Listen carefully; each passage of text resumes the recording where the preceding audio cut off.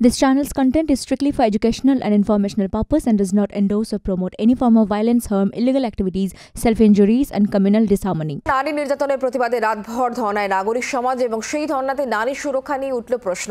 মিছিলে অংশ নেওয়া এক যুবকের বিরুদ্ধে মত্ত অবস্থায় শ্লীলতাহানির অভিযোগ উঠেছে এবং সেই ব্যক্তিকে ইতিমধ্যেই গ্রেফতার করা হয়েছে।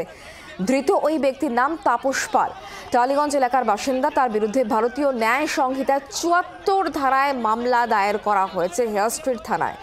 এই ঘটনার সূত্রপাত বিত্তজনদের প্রতিবাদে শ্লীলতাহানির অভিযোগকে কেন্দ্র করে মত্ত অবস্থায় শ্লীলতাহানির অভিযোগ ওঠে ওই যুবকের বিরুদ্ধে। মঞ্চ থেকে এই ঘোষণা করা হয় আর তারপরেই তুলকালাম পরিস্থিতি তৈরি হয়ে যায়।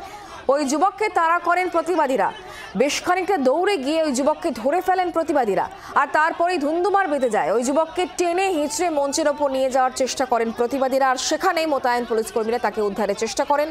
পুলিশ এবং প্রতিবাদীদের মধ্যে ধৃতকে নিয়ে চলতে থাকে ধস্তাধস্তি বেশ খানিকক্ষণ।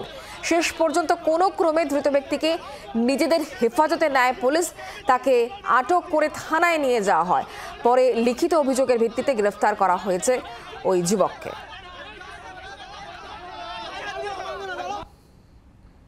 আমার কিচ্ছু বলার নেই, আমি শুধু এটাই বলতে চাই যে এত লোকের মাঝখানেও যখন খারাপ মানুষেরা তার খারাপ কাজটা করে চলে যাচ্ছে, আমরা কি আদৌ সেফ?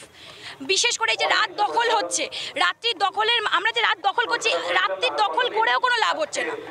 আমরা সন্ধ্যেবেলা মিছিলে বেরোচ্ছি, রাত্রিবেলা মিছিলে বেরোচ্ছি, আমাদের তো মেন আমাদের দরকার রাত্রির দখল, কিন্তু রাত্রির দখল করেও আমাদের কিছু হচ্ছে না। আমরা শুধুমাত্র একটু বিচার চাইছি। আমরা চাইছি মেয়েরা যেন রাত্রিবেলা আমরা সেফ থাকি, যেরকম একটা ছেলে রাত্রিবেলা সেফলি বেরোতে পারে, আমিও চাইছি যে একটা মেয়েও যেন সেফলি রাত্রিবেলা বেরোতে পারে। সেইটুকুই আমরা সাধারণ মানুষ হয়ে এইটুকুই আমরা বলতে পারি। আমরা তো কিছু করার নেই।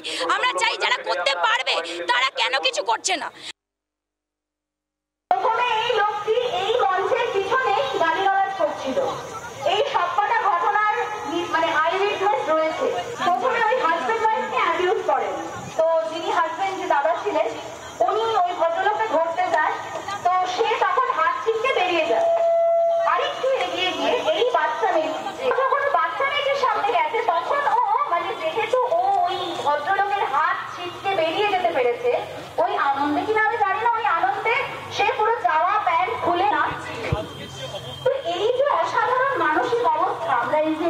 আমরা মেন্টাল পেশেন্ট বলছি, এদের এই মানসিক অবস্থাটা কোনো পুরুষ মানুষের সামনে কেন হয় না?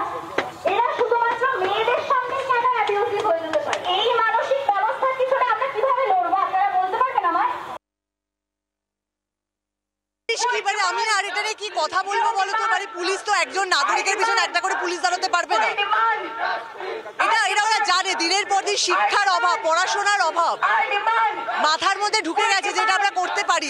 যেখানে এই ধরনের একটা প্রতিবাদ চলছে তারপরেও তো এটা করতে পারে, তাহলে এটা ভিতরে তাদের ঢুকে গেছে যে মহিলাকে দেখলে এটা আমরা করতে পারি। তা বলে তো সব পুরুষ নয়, আমাদের এত পুরুষ বন্ধুরা রয়েছে, সব পুরুষরা তো এটা নয়।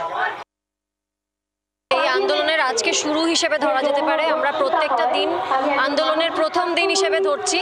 যে আন্দোলন চলবে, সিবিআই এবং সুপ্রিম কোর্টের স্বাভাবিকভাবেই তাদের প্রসিডিওরের একটা সময় লাগে, সেটা লাগুক, কিন্তু তার মধ্যে আন্দোলন চলবে। তার কারণ হচ্ছে যখন প্রথম ঘটনাটা ঘটে তখন যে সার্কাসের সম্মুখীন আমাদের হতে হয়েছে, মেয়েটির বাবা মাকে জানানো হয়েছিল যে খুনটাকে আত্মহত্যা বলে জানানো হয়েছিল, তারপর তড়িঘড়ি তাকে দাহ করা হয়েছিল, তারপর যেখানে মারা গেছে সেখানেই অটপসি করা হয়েছিল।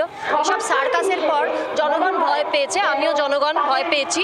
তাই আমাদের আন্দোলন চলবে যতক্ষণ না ওই একজন বোড়েকে লেমন জুসের মতো দেখিয়ে আমাদেরকে আর বোকা বানানো যাবে না। রাজা, রানী, হাতি, ঘোড়া, জাহাজ প্রত্যেককে ধরতে হবে, প্রত্যেককে শাস্তি দিতে হবে। এটাই আমাদের দাবি। দাবিটা খুব ছোট্ট।